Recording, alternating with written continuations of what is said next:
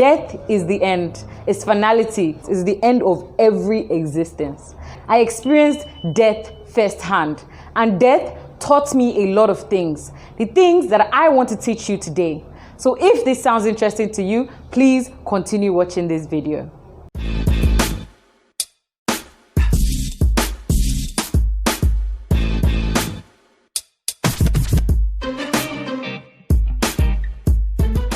Hello Roxys, how are you doing? Welcome to Roxy TV, the place for people crazy enough to believe that their dreams can be turned into a reality.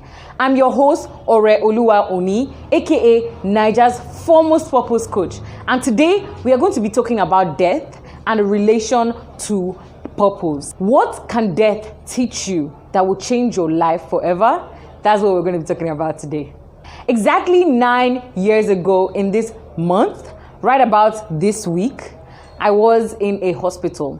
I was going around, running around, taking care of my mom, making as many, fruit juices and whatever it is that cancer patients need.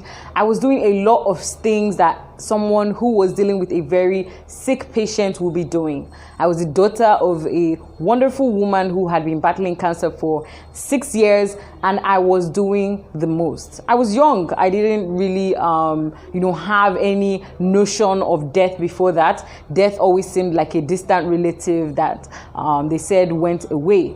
But in this particular situation, I am still a full Christian, and I was honestly, completely covered by the thoughts that death will never touch me or come close to me. Anyway, a few days after this day right here, a few days into this month, my mom passed away. Now, they tell you about the 5 stages of grief, where you go through the point of shock. You don't believe, you're in denial, right? And so, yes, I was in this point of denial for a long time because I did not believe that, she was completely gone. Sometimes I would sleep, a few weeks after, I would sleep and have these vivid dreams that she was talking to me, we're having conversations, it was fine. And so I would not believe that my reality was my reality. But it was my reality, because look at this, 9 years later, the situation is still the same. And so I'm going to give you the 5 lessons I learned, and I'm going to give you how it relates to purpose and why you definitely want to ensure that you are living a life that is mortality conscious. You need to be conscious of the fact that there is death, and death can come to anyone. And so if you are aware of these things, it will change a lot for your life. Like literally the trajectory of your life will change just in contemplating death. Now, what did I learn? The first thing I learned was that death can come to anyone. There was no special treatment for death. Death will come to anyone, we all know that, but death can come to anyone. That's the one we don't really think about. What it means is that death can come before the time you have planned death to come. Death can come at any time. And it can come to you the, spiritual person, you the awesome philanthropist, you the nice moral person. Have you heard how good people die fast or die early or whatever? So that person that you think that is not going to, that's probably going to die because he's so evil or whatever, might probably not die before you. And so if death can come to anyone, what do you need to be doing in your life differently? Thinking about this, the fact that death can come to you at any time. Yes, you that I'm talking to right now. The next thing you need to know about death, so the second thing I learned from death is that death can come at any time.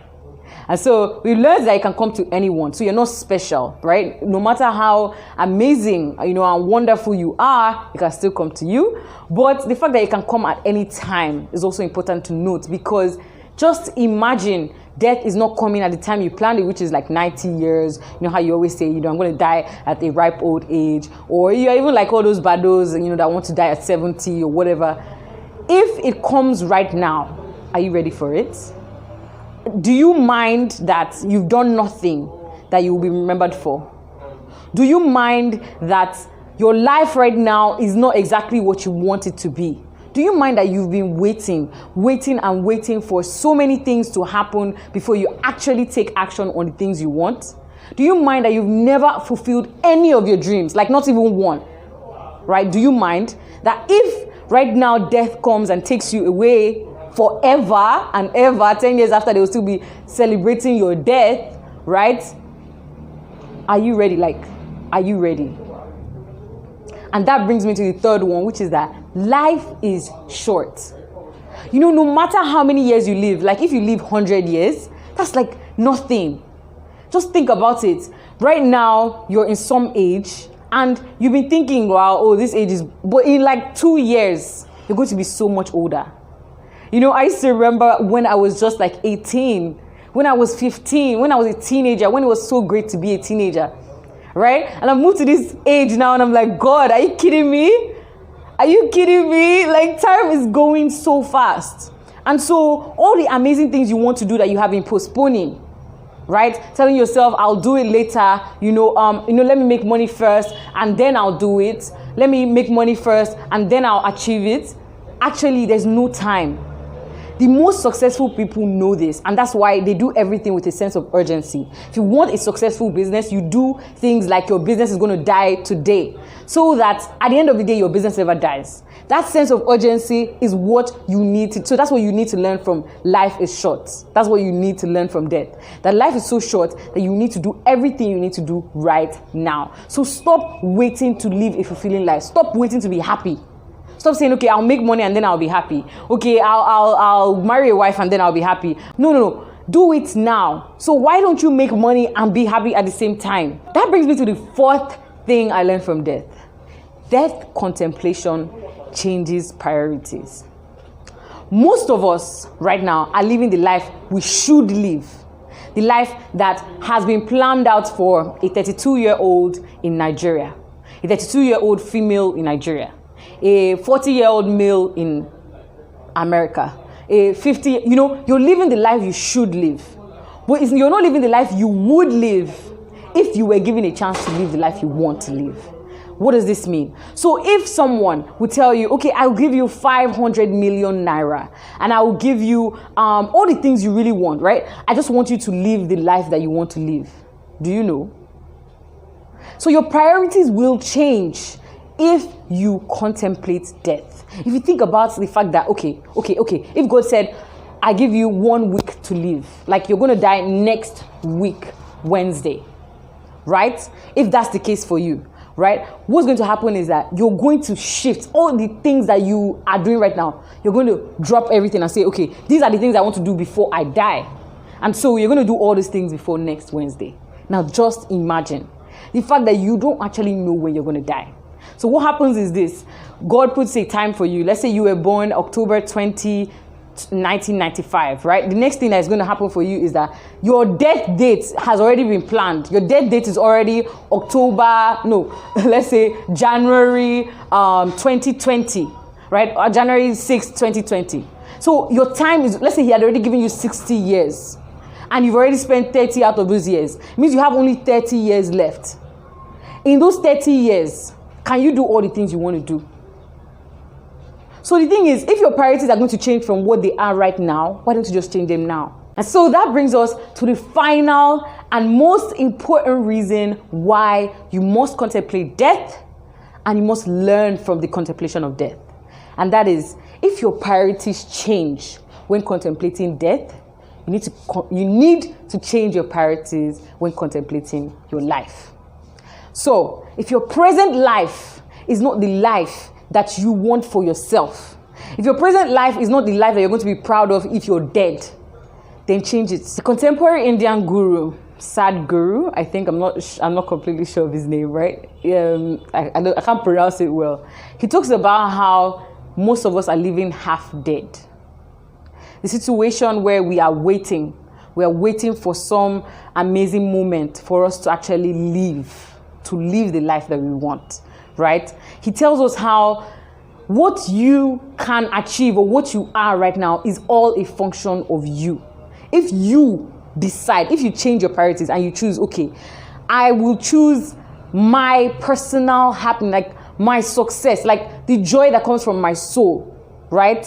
And all the things that will bring that to me above all else, right? Your existence, your life pattern will change. Now, that life pattern, it will change and you will still not be starving. The problem most of us have are we're terrified of going back to the poverty that we experienced when we were kids. We're terrified of life. We're terrified of little things. We're terrified of having children that are spoiled. We're terrified of people treating us the way they treated our parents. We're terrified of little assumptions or little things that were brought off by different experiences that we have in life. But the thing is that those things are of moments.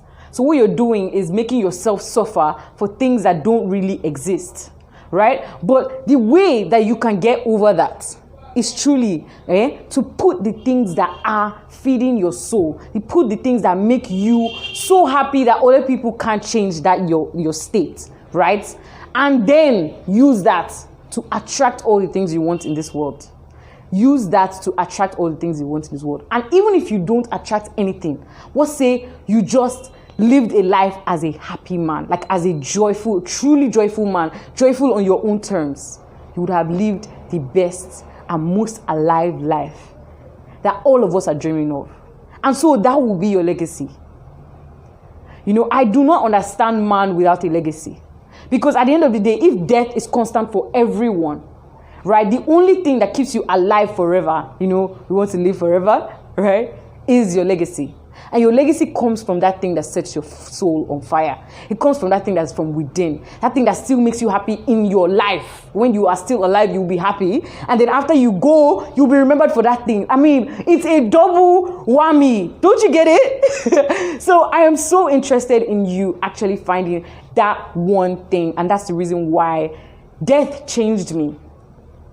And that's the reason why I come here every week to ensure that you find that thing. If you don't know how to find that thing, check our other videos, how to find your life purpose, how to write down your life vision, how to find your life vision. Like if you don't even know how to do it, you can literally meditate and find a way to do it. You just check all our videos that will show up right here. I am so happy that you stayed to the end of this video. I hope that the contemplation of death changes your life like it did mine. If you want to know more about death, if you want to know more about some things that are killing people right now, I'm a member of a foundation. It's called Tony Oni Foundation. My mom died of cancer, and so we went ahead and we are helping other people to not have cancer. So we do advocacy events every single year. We also help to screen so many women and children on this position. So go ahead and check the link in my bio. You would see a form. Register for the program. It's tomorrow. This video is going to be dropping on Friday, so it's tomorrow. It's going to be on Saturday by 4 p.m. Definitely ensure that you come. I'm very excited that you stayed to the end of this video. You know that I love you. Bye.